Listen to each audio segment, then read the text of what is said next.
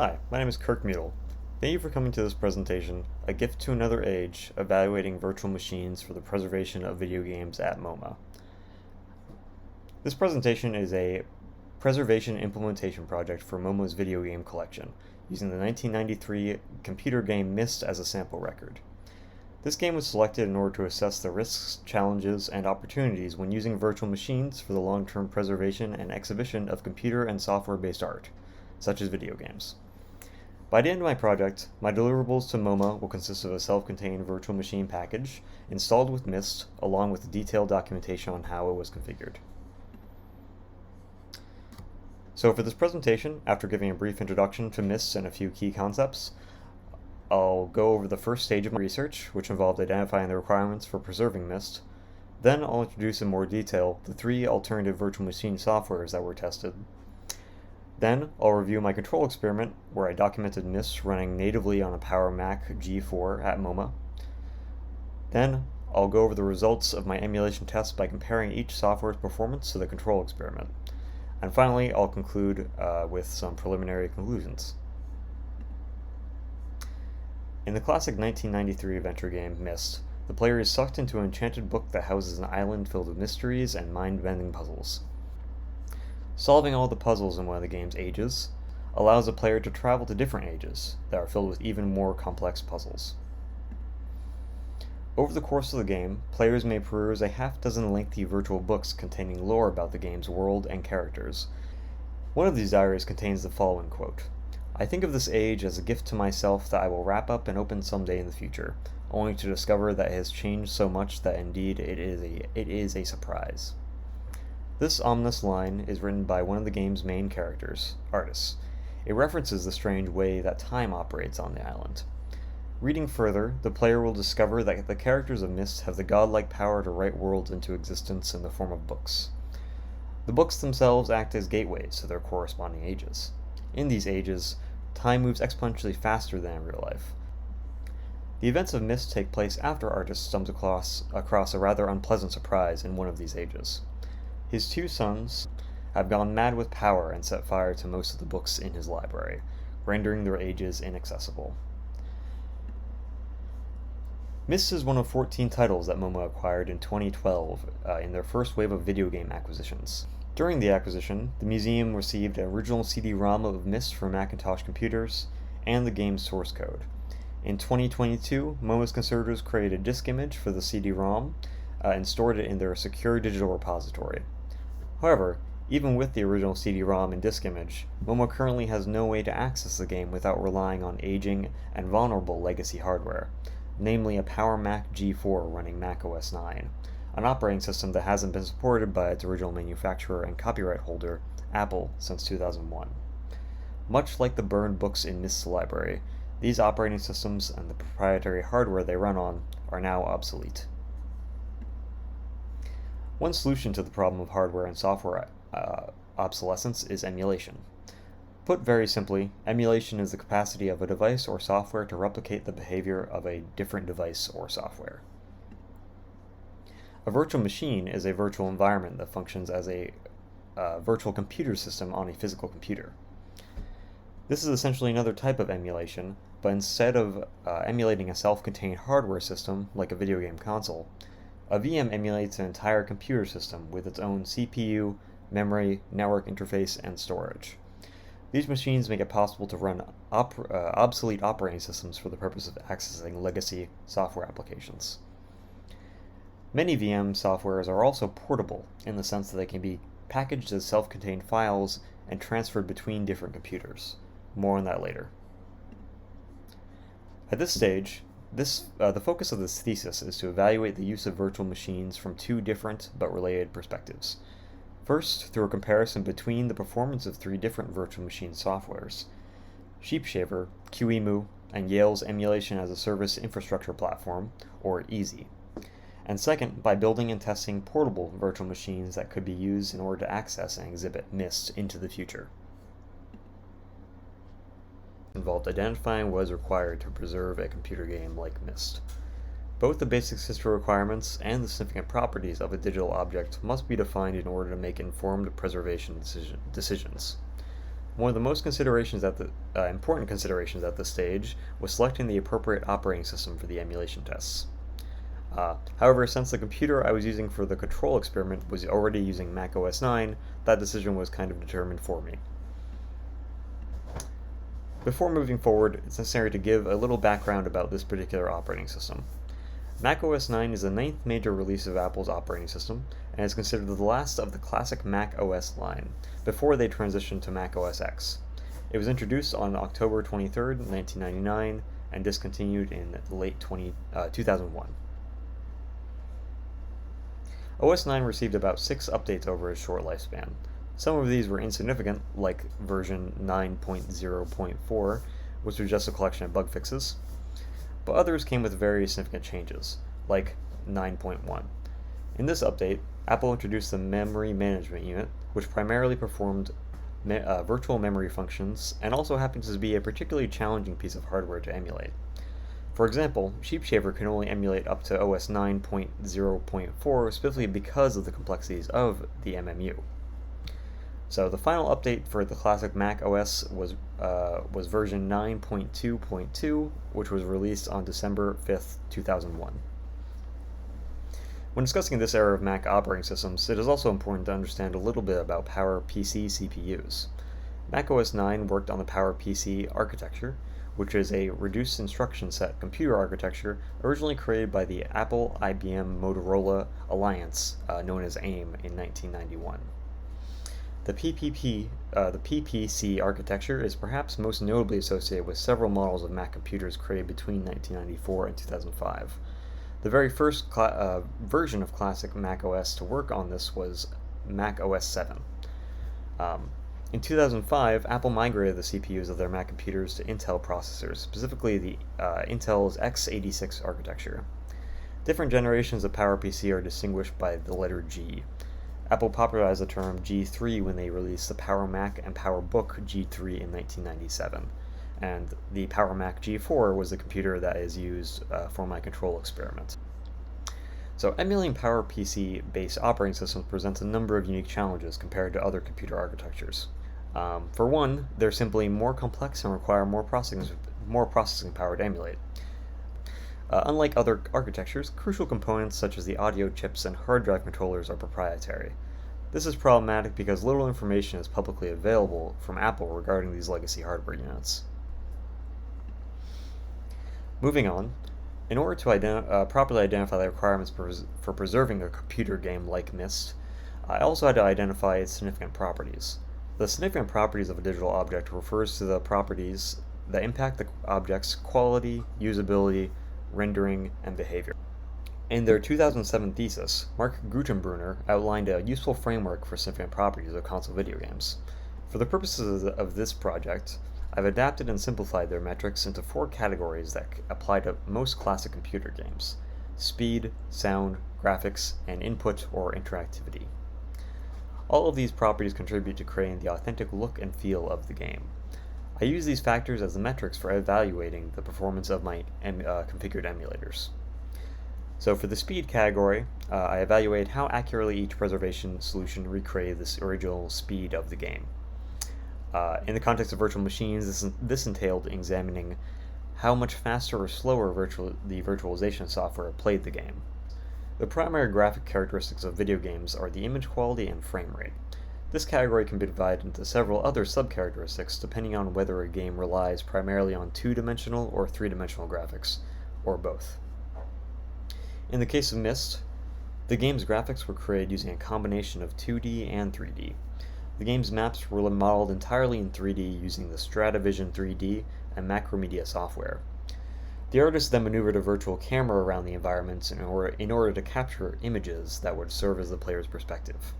So although 3D graphics were used, every 3D environment, object, or animation seen in the game was captured either as a still image or a QuickTime video. So sound is much simpler. There are just 2 aspects to consider: sound effects and music, and for each of these there is the quality and synchronization. So I considered whether the quality was higher or lower than the original, and whether the sound was synced properly to the visuals. And finally, the interactivity category examines the video game's feel aspect, based on how the player interacts with the game.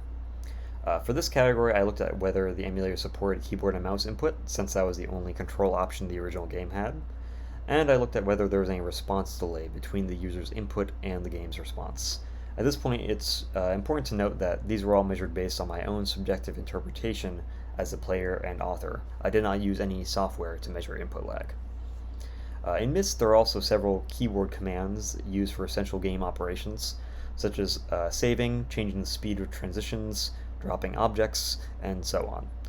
I made sure to test each of these commands during the control experiment as well as during the emulation tests. So now I'm going to give a basic overview of each of the selected preservation alternatives, or virtual machine softwares. Due to the previously mentioned complexities of Apple's PowerPC CPUs, the options of different emulators were somewhat limited. I decided to only look at projects that were still in active development and had large online support communities, and QEMU as the two main emulators. Then, after getting in contact with Ethan Gates at Yale University Library, he was generous enough to allow me access to their easy platform for this thesis. So, SheepShaver is an open source PowerPC Apple Macintosh emulator. It can emulate, very specifically, macOS 7.5.2 to macOS 9.0.4. And it actually requires both a copy of macOS install disk and a compatible Power Macintosh ROM image to emulate a Mac computer system. And it also has a GUI for configuring its settings once you've gone through the initial setup process. QEMU is a versatile open source emulator and virtualizer. It can run macOS 7.1 to macOS X 10.5, as well as several other Windows-based operating systems. Unlike SheepShaver, it is set up through the command line and managed through a configuration file. So instead of requiring both an OS install disk and a ROM, QEMU actually requires an installation disk image with the ROM already built in. Finally, EASY is an ongoing program of work developed by the digital preservation team at Yale University Library. EASY allows users to access emulated computing environments through a web browser. Right now, the North American network consists of about 16 member organizations, most of which are research universities. Emulated environments are created by staff users within the organization and shared over the network. EASY is still experimental, and because it operates over the internet, its performance and software is impacted by the connection itself. With EASY, the user can search for pre-configured environments, add their own software, and then even save those edited environments as derivative environments. So for my experiments, I used a macOS 9 environment that was created using an earlier version of SheepShaver and added MoMA's MISC disk image to it. So finally, we get to actually playing the game. For the control experiment, I used a PowerMac G4 tower located in MoMA's Media Conservation Lab. This PowerMac G4 model has a PowerPC G4 processor running Mac OS 9.2.2, and I captured about 30 minutes of test footage starting from the OS boot process through the completion of the game's first puzzle. After letting the opening cutscene play, I started clicking around and exploring the virtual island. During the documentation process, I reviewed all the menu options, tested each of the game's keyboard commands, and found that all operated as described in the user manual. I also interacted with various objects, buttons, switches, control panels, valves, books, in order to get an understanding of how the game's inputs and interactivity functioned. I used this section of the game because it captured the majority of the basic features and functions of the game, including its speed, sound, graphics, and interactivity.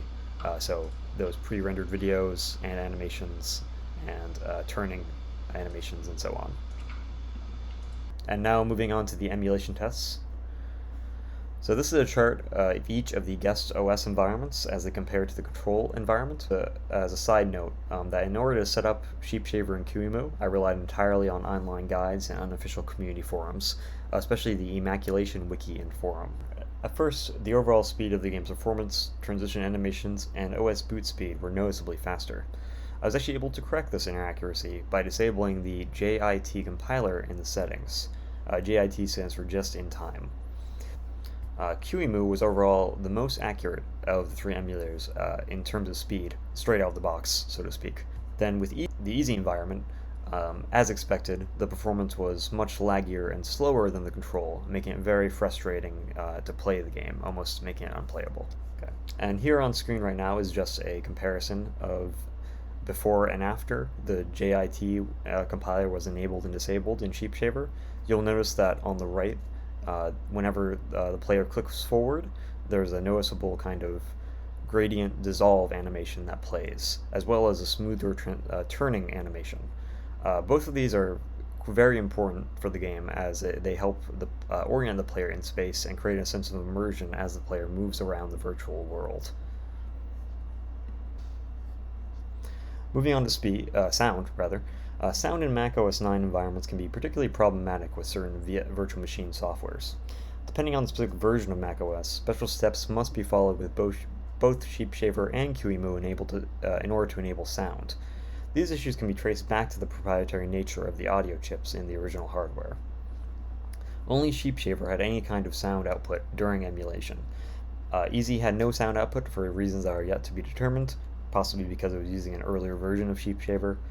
And I actually found out a bit too late during this research that the QEMU requires a special fork of the emulator called Screamer in order to make sound output work with Mac OS 9 environments.